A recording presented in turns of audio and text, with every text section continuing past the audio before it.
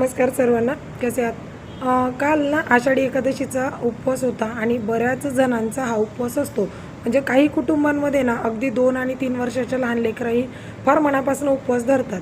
पण त्याच पलीकडे ना काल कंपनीमध्ये काही ज्या बायका होत्या ना, तर त्यांनी उपवास नव्हता धरलेला. मग त्यांचं काहीतरी पर्सनल रिझन असेल, त्यांचं काहीतरी शारीरिक स्थिती नसेल तशी, किंवा एखाद्याला उपवास सूट होत नाही, एखाद्याला साबुदाणा पचत नाही, त्यामुळे अशी लोकं उपवास अवॉइड करतात. पण त्यावेळेला काय झालं माहिती आहे का, ज्यावेळेला आमचा लंच ब्रेक झाला आणि जेवताना एक टीम टीम डिवाईड केल्या गेल्या. उपवासवाले एका साईडला आणि विदाऊट उपवासवाले एका साईडला. आता रोज जेवताना आम्ही सगळे एकत्र जेवतो आणि ज्या वेळेला एखाद दिवशी असं तुम्ही एखाद्याला बाजूला काढून टाकतात ना, तर त्यावेळेला मात्र आहे ना, त्या लोकांना कुठेतरी उपवास पकडला नाही म्हणजे एखादी मोठा गुन्हा केला आहे का, असं त्यांच्या मनामध्ये कुठेतरी येतं. आणि त्यावेळेला आहे ना, जे उपवास पकडलेल्या लेडीज होत्या ना, त्यांच्यात मी होती. तर त्यावेळेला ना ह्या लेडीज कुठेतरी अशा कुजबुजायला लागल्या, की अयो आषाढी एकादशीचा उपवास आहे हो, आणि वर्षातनं एकदा येणारा उपवास आहे, त्यांनी तो पकडायला हवा होता. तर ही गोष्ट आहे बघा, खरी आहे की उपवास करायला पाहिजे.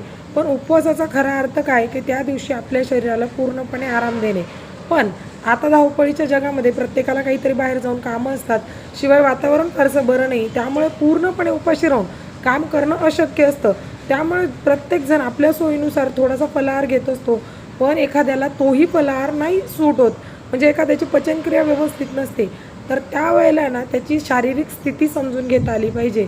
विनाकारण आहे ना, म्हणजे त्याने उपवास नाही पकडला, मग तो धार्मिक नाही आहे, त्याला देवाधर्माचं नॉलेज नाही आहे, किंवा त्याच्यावर देवावर विश्वास नाही आहे, तो नास्तिक वगैरे, असं काहीतरी ना, म्हणजे टोकाला एवढं जाण्याची मला गरज नाही वाटत.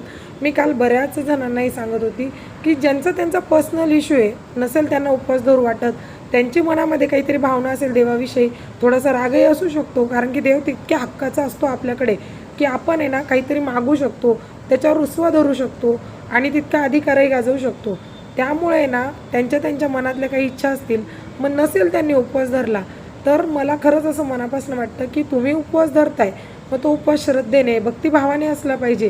कारण किती नाही म्हटलं तर आपण फलाहार खातोय, उपवासाचं नाव घेतोय, आणि असं काहीतरी मनामध्ये एखाद्याविषयी वाईट बोलतोय किंवा वाईट विचार आपल्या डोक्यात चाललेले आहे, तर तुम्हाला काय वाटतं, हा आषाढी एकादशीचा एवढा पवित्र उपवास किंवा तो दिवस, ती प्रार्थना, तो केलेली त्या उपवासाच्या पाठीमागची तळमळ विठ्ठलापर्यंत खरंच पोहोचेल का?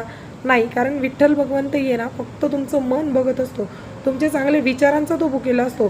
तुम्हाला उपाशी ठेवण्याचा मला नाही वाटत कुठल्याही देवाचा कधी हेतू असेल. तर हे माझं मत मी सांगितलं. रामकृष्ण हरी.